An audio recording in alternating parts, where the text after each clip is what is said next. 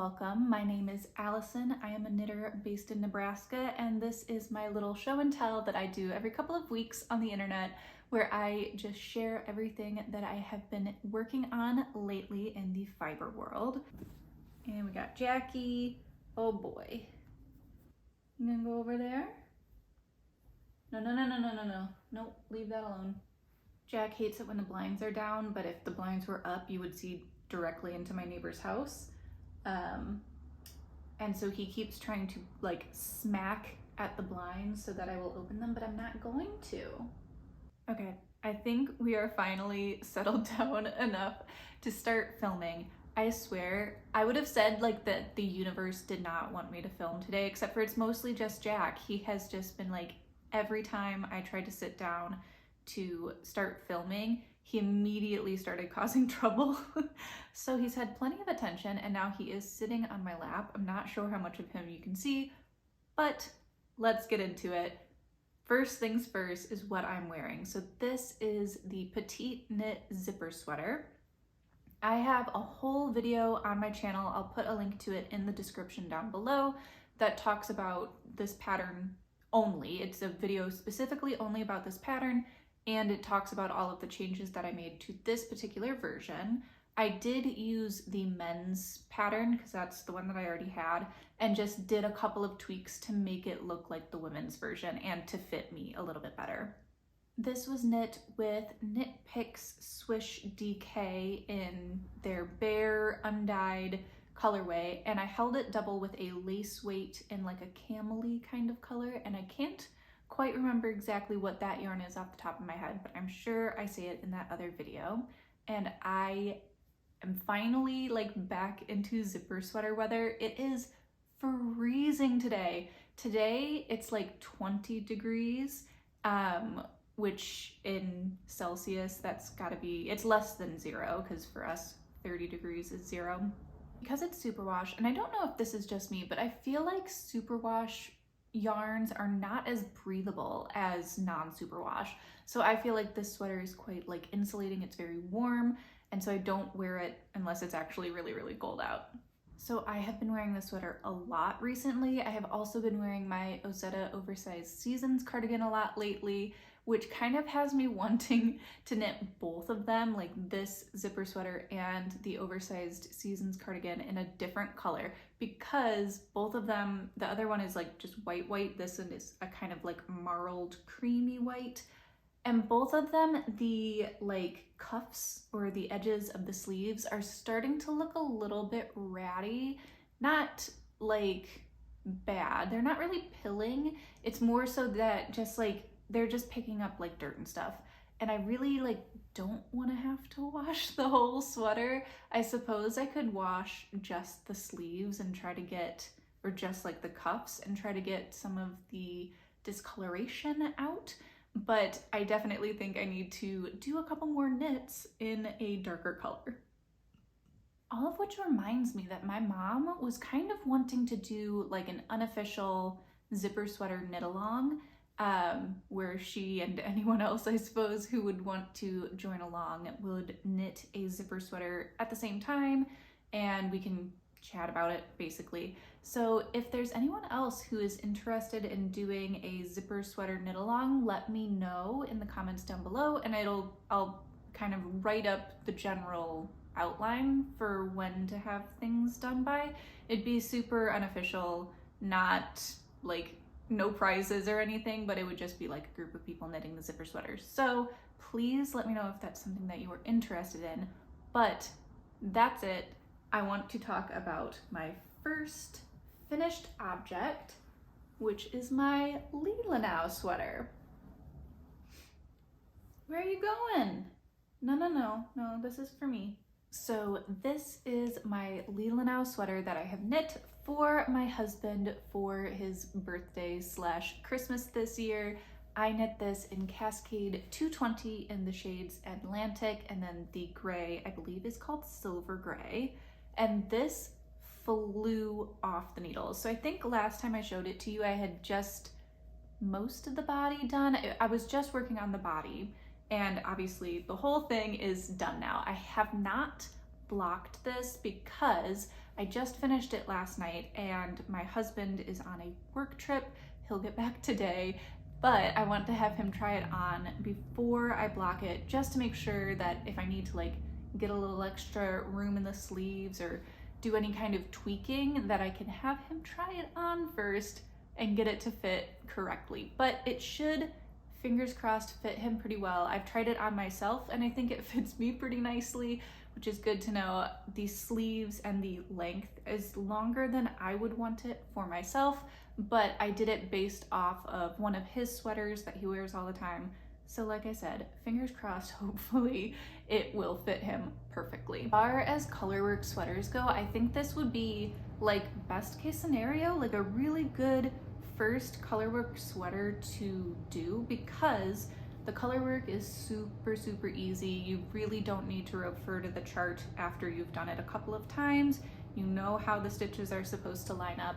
And besides that, the sweater pattern is pretty simple. So it is a bottom-up sweater, which I've never done in a bottom-up raglan before. I don't know if I would prefer it. I don't prefer it. I think a top-down raglan is much easier and you can try it on as you go. I do think that is my preferred construction method, but to get the little like V shapes pointing downwards instead of the other way, it needs to be knit from bottom up. So I don't mind it, but it is something to note that you basically can't try it on at all until the neckline's almost done. I tried to have my husband try it on when the stitches, I was probably like 2 inches into the raglan, and I didn't put enough stitches on hold. Whenever I am trying on a sweater for myself, I don't take all of the stitches off and put them all on hold. I'll just put like as many as I think that I need to be able to get it over my head and shoulders. The rest of them just stay on the needles and I do my best, and if I have to pick up a couple of stitches afterwards, that's fine. I did the same thing with my husband. It was not fine. We couldn't get it over his shoulders. I dropped like a million stitches. It was a mess. And I was so nervous after that that it wasn't going to fit him, or that the yoke depth was not going to work, because that's what it looked like when we weren't able to get it on him to test it out. But now that it's finished and I've tried it on myself, I think that it's going to fit him fine. So thank God for that. One thing I really like about this pattern is that they have like a ton of sizes from it, from really little kids to, you know, grown adults. It's not written to be unisex, so I did knit the body and the sleeves longer to fit my husband, but I didn't do any other modifications. And for a pretty basic sweater, like it's not all that complicated, it does have really good fit. The neckline shaping is a little bit tedious to do because you go from knitting this whole thing in the round until you get to like the very bottom of the crew neck, and from there you're starting to knit it back and forth. With the color work, I wasn't like loving that. However, I think it did turn out really nice, and I think the way that the neckline is constructed, you can't really do it any other way. I guess you could try to do it with short rows, but you're still purling, so it doesn't make that big of a difference. But I do think that it turned out really nice. I like the folded over neckline, and I'm really excited to knit myself a matching one. I know that it's like so cheesy, but I don't care. I knit my husband a zipper sweater, and then I knit myself one, and then I knit him this, and now I'm going to knit myself one. I was originally thinking that for my Leelanau sweater that I would do like kind of a medium gray with white, and I still think that that would look really nice.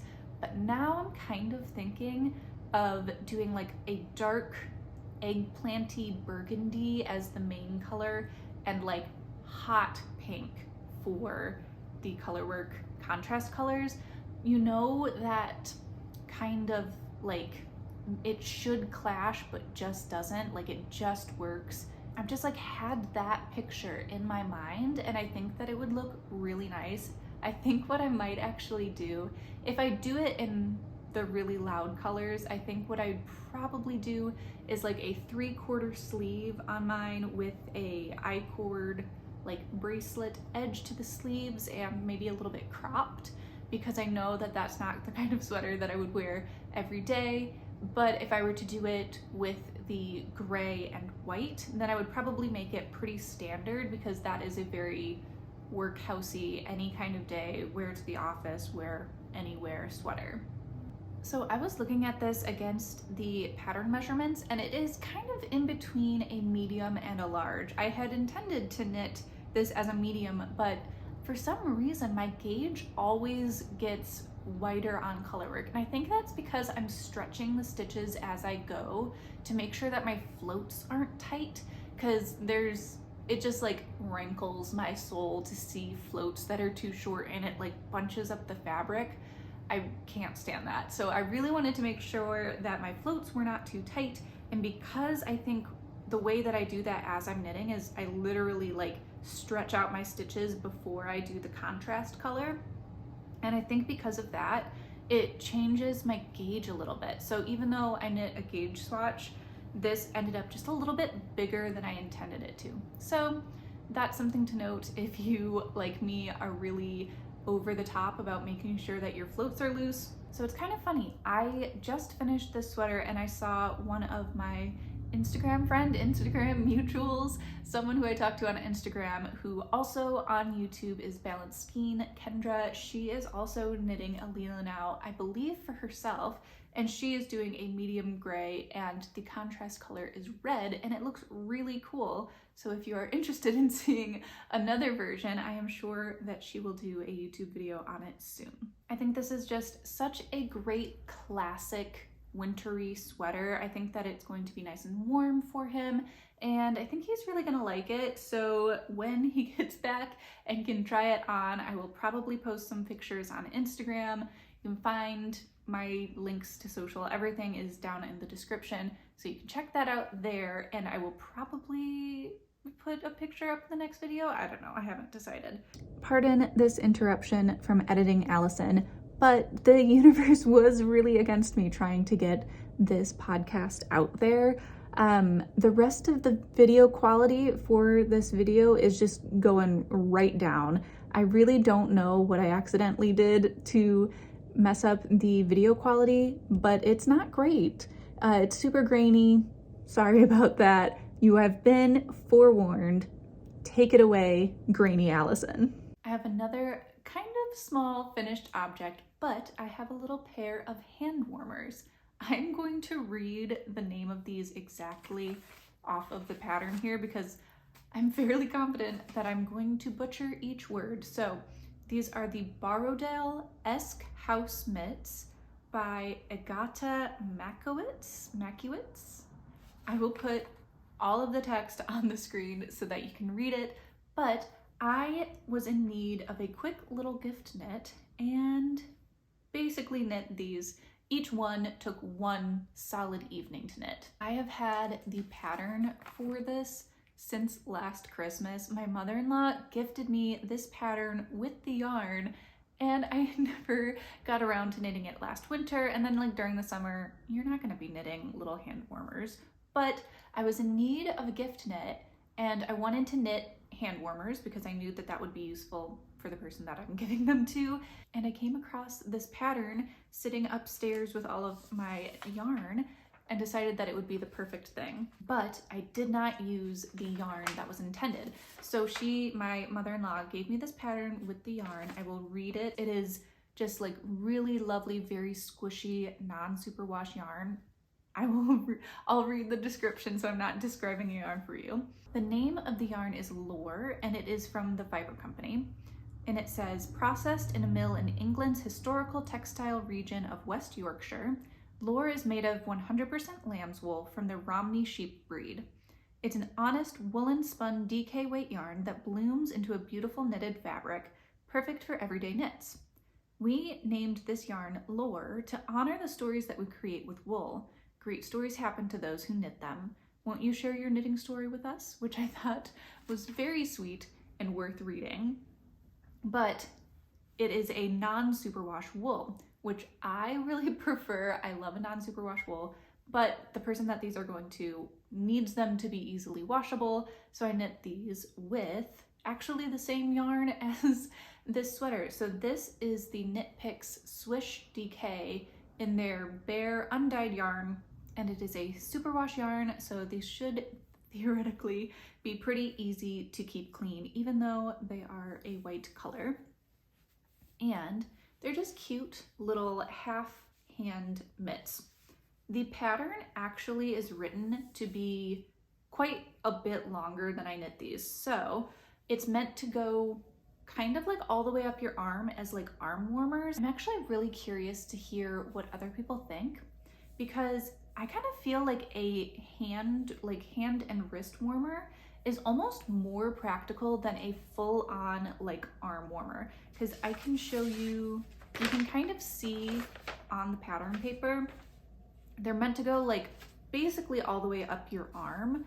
And for me at least, during the winter, during hand and arm warmer season, I'm always wearing full length sleeves. Like I'm never going to be wearing short sleeves during the winter if it's cold enough to be needing mitts. That means that either your arm warmers need to be big enough to go on the outside of your sleeves, or they need to be thin enough to go inside of your sleeves. And these are kind of in between.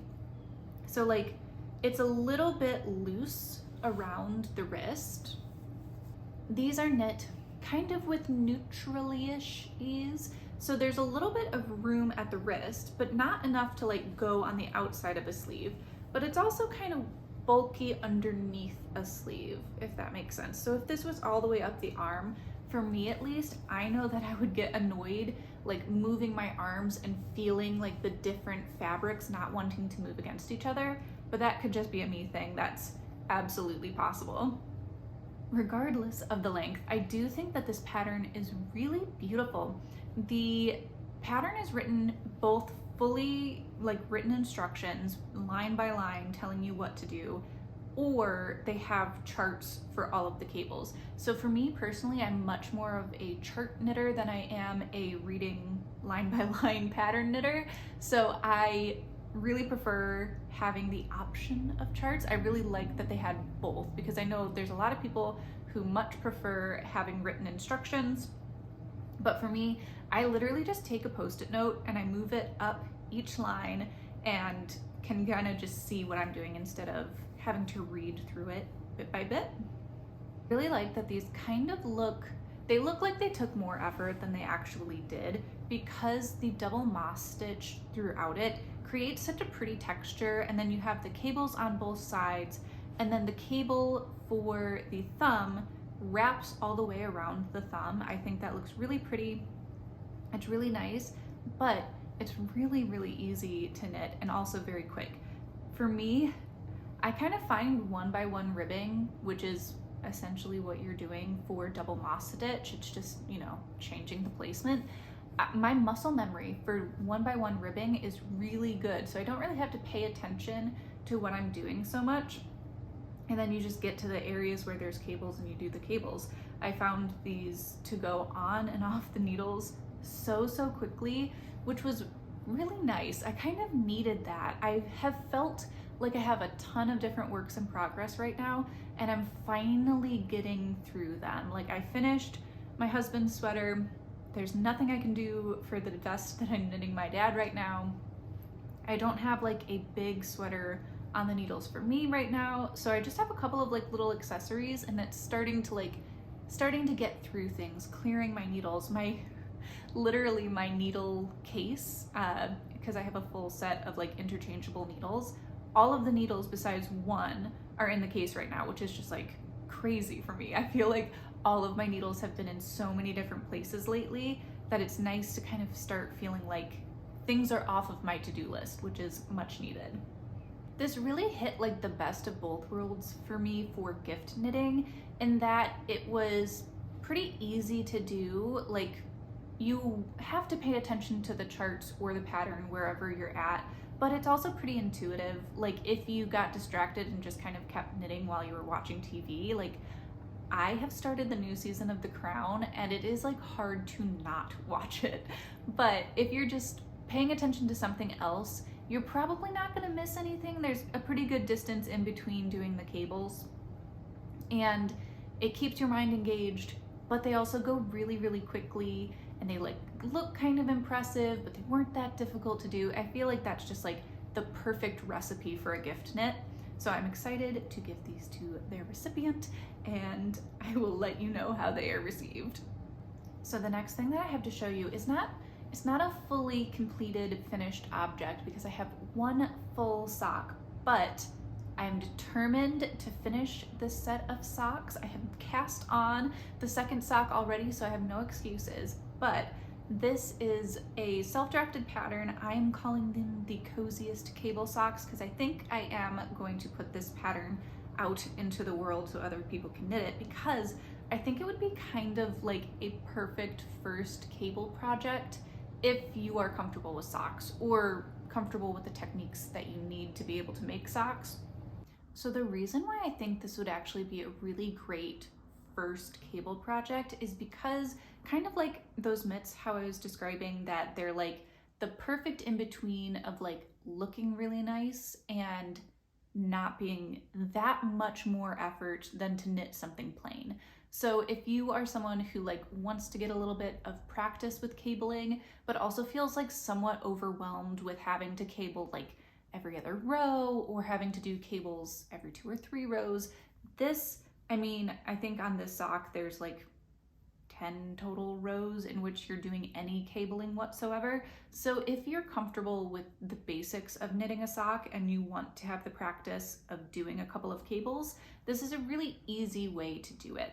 I also think that this sock it's a nice unisex pattern. I don't think that it looks overly feminine. Obviously, like mine is pink with mohair, but I think I am going to knit a pair for my husband as well in a different color. I may or may not use the mohair. It depends on if I can find a color that matches, but I think these work really well together. So this is knit in Sweet Georgia's silk sock yarn in the shade Candy Apple, and I'm holding it double with mohair. It's just the Drops Kid Silk mohair, and I think the color is called Raspberry or something like that, but I will put it on the screen. And I think that these are like the perfect fall winter indoor socks. They're so soft, they're very snuggly, and they just have the vibe, right? Like they just have that cozy indoor candle going, cozy evening in energy that I was really wanting to get from these socks. A few months ago at this point, I knit a pair of socks with ruffles in them. I have a free pattern out for that, and I will put a link to the tutorial and all of that good stuff down in the description.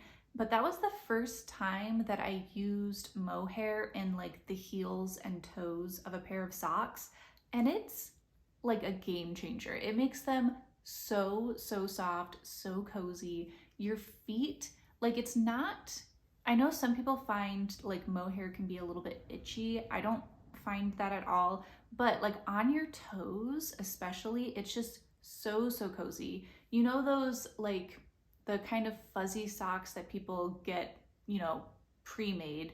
It's made with that almost like boucle kind of yarn where it's just really soft, almost like not flannel, what is that, fleece, almost like fleecy or Sherpa socks. That's kind of how I feel with the mohair in the toes and heels of this sock. It just ups the cozy factor so much, and I think for like fall and winter it is absolutely worth it to have just a little bit of mohair on hand to put in the toes of your socks because it makes them so warm and so cozy. I need to hurry up and finish the second sock for this and write up a pattern because I do think that it's something that other people would like. I wonder how long of a test knitting period would be appropriate for a pair of cabled socks, because it is a pretty simple cable pattern. There's not all that much cabling to do, but I would want these to come out this winter, and I feel like a month from now would be almost Christmas, and that just feels like a little bit too late. But maybe that's reasonable. Maybe people want like a Christmas Day cast on. So let me know in the comments how long you feel like is acceptable as a test knitter for a pair of cabled socks. If you think 2 to 3 weeks is okay, or if it really needs to be like 3 to 4 weeks. I had something of like a cast on party this morning. I cast on that second sock, and I cast on I know I'm gonna butcher this, I think a Musselburgh hat. I know it's like pretty rich to say that like British words are hard to pronounce. British places specifically are almost never pronounced how they're spelled, at least for Americans. I think that this pattern, I'm assuming that this is based off of a British place name. It sounds like it, but I lived in Louisiana for almost like 10 years that also has basically nothing spelled the way that it's pronounced, so I should really be used to it. However, the Musselburgh Hat, I literally just had to Google how to pronounce it, the Musselburgh Hat. This is a pattern by Isolde Teague, and I literally just cast this on this morning. I am knitting this in Neighborhood Fiber Company's Organic Studio Sock in the color, let's see, what are you called? Hollins Market. Funnily enough, I purchased this yarn last year, I think, specifically with the idea of knitting a hat with it. I just think that this color would look nice as a hat for me. And I opened up the pattern today and saw that they also knit one in the same yarn. So that's kind of fun. Different colorway. The color that they used was Neighborhood Fiber Company Studio Sock in Broadway Market. This is the first time for me using their new version of this pattern. So this is a pattern that I've had for quite a while. I have knit this hat a bunch of different times. Last Christmas, I knit one for my husband, for my dad, for my father-in-law, and for myself. So I have knit this plenty of times, but they recently-ish updated the pattern to include more gauges, and specifically more tight gauges, because they kind of noticed that most people were knitting this with sock yarn, maybe an extra fine, but people weren't really knitting it with the bulkier yarns. So they kind of redid the pattern in order to better support the smaller gauges than the previous version had been, which is really nice. There is a reason why like everybody knits this pattern, because it's really, really easy. It's great, like mindless knitting. After you get done with the crown increases, you're just knitting in plain stockinette for absolutely ages. And they come in like a million different sizes and gauges. So what you do is you start casting on the pattern. I am knitting this in with, sock yarn and size 4 needles. I feel like size 3 needles would probably be a little bit better, but I kind of wonder if other people do this, but my size 3 needles are wooden DPNs and I don't like them. So I'm knitting this with size 4 because I prefer these needles, which are Haya Sharps. I just find them so easy to knit with. I really like a sharp metal needle because you can pick stitches really, really easily without having to kind of like go around the stitch. I feel like with my wooden needles, I'm like, each stitch I have to pay much more attention to, but with my metal needles, it just takes the tiniest little bit to catch the stitch. Instead of the wooden needles that are much more blunt and like sticky, it's harder to move the stitches. This just works better for me. So I'm knitting these on size 4 to use my preferred needles on these. And I cast this on because this morning it was so cold. I woke up, the house is fine, right? It's not that cold. I go outside, unbelievably cold. We had like a little bit of flurries through the air, but I was like, I need an everyday hat. And I already had this yarn like penciled in for a kind of everyday wear with anything beanie. And I decided like, if I'm already doing a little bit of a cast on party, then I might as well cast this on as well. So because I have knit this hat like 5 times now, I knew from experience that the first couple of rounds are so so fiddly. You have so few stitches that it feels like each stitch is going to throw itself off the needles at any second. But I kind of have the process down now. So the way that I cast on, they give you a couple of different options for a center cast on. I use the Emily Ocker cast on, which I have found each time to be really, really easy. It doesn't fly off the needles too much, but that first round, you do a bunch of increases. You're starting with such a small number of stitches on each DPN that it really feels like everything's about to go. So I found that this time the crochet hook that I had used from the initial cast on was actually way easier to do the first round of increases because you can really hold things together with the crochet hook. So you have, it's 2 stitches per DPN, and you have to do a round of increases on that first round. So I just did those increases instead of from like 1 DPN to the next free DPN.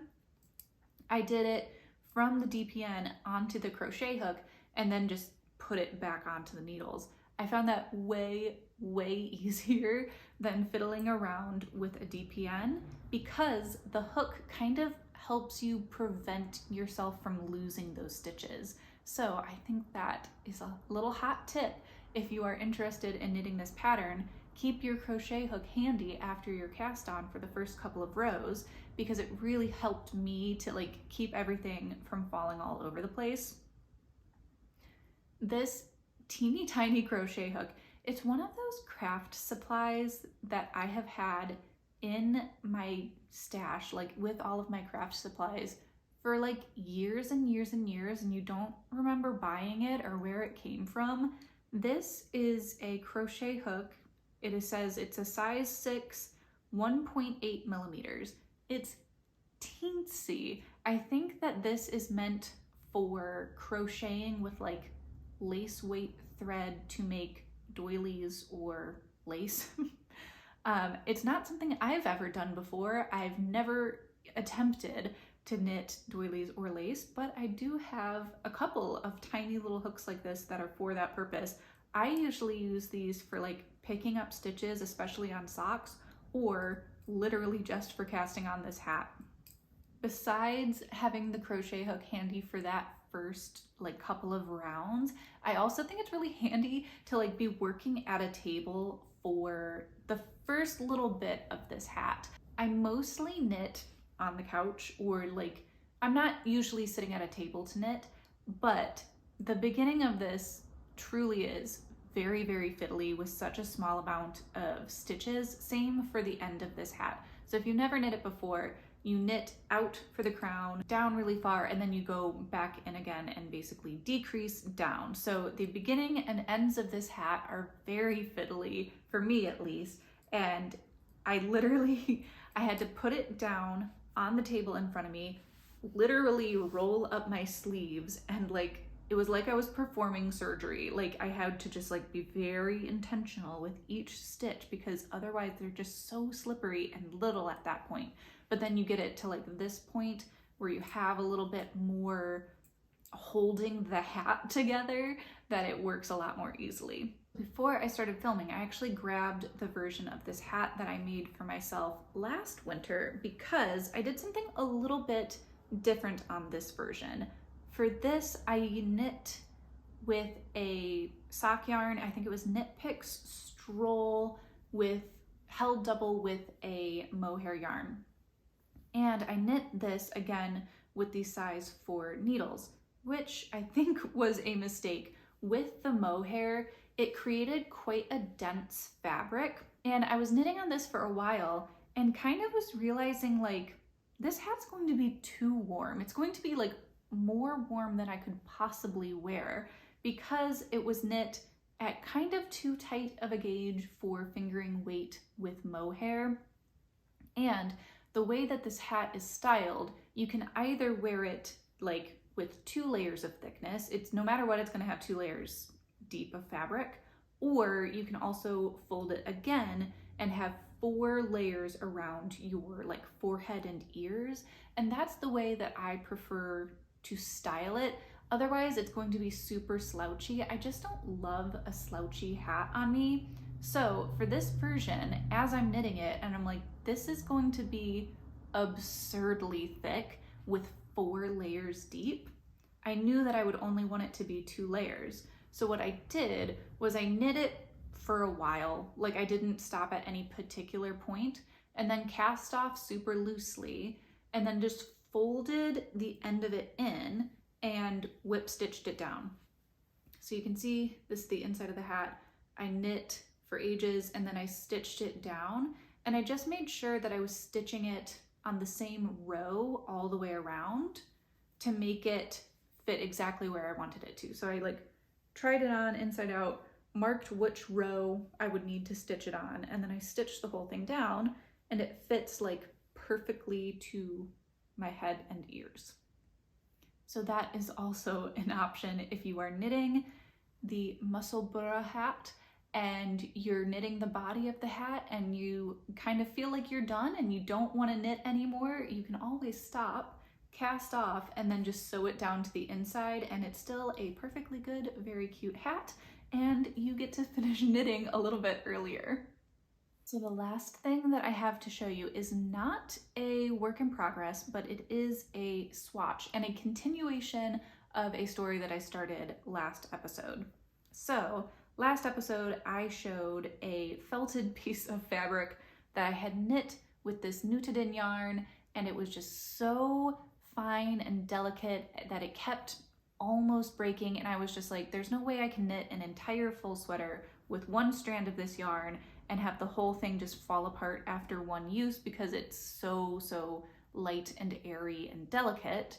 I needed to hold it double with something. So I had ordered this lace weight Istex yarn to try and see if that would work, and I think it works great. So I knit a little swatch for myself for a sweater that I'm going to be knitting with this yarn to check the gauge and also to see how would these two fibers react. I was a little bit nervous that the twist in this would be like too dense or just like wouldn't mesh very well with this super light, super airy, untwisted yarn. But I think that it looks really, really nice together. The fabric is super uniform and very like, almost like a commercial fabric. Like it doesn't look super knitted, and the two colors are just different enough to marl a little bit, and I think it looks really, really nice. So I will do some close-ups of this swatch for you to see, but it does exactly what I was hoping that it would, which was provide the strength and support that the unspun yarn needed without being thick or heavy. So this, obviously it's a little bit heavier than it would be with just the unspun yarn. However, it's not like dense. It doesn't feel heavy, but it feels like it has the structure that I was missing the first time around. So I'm very excited to cast on a sweater project with these yarns. I'm glad that I found a solution that does not require tossing it into the washing machine in a rage. But that is everything that I have to share with you today. I hope you have a good one, and I will see you next time. Bye.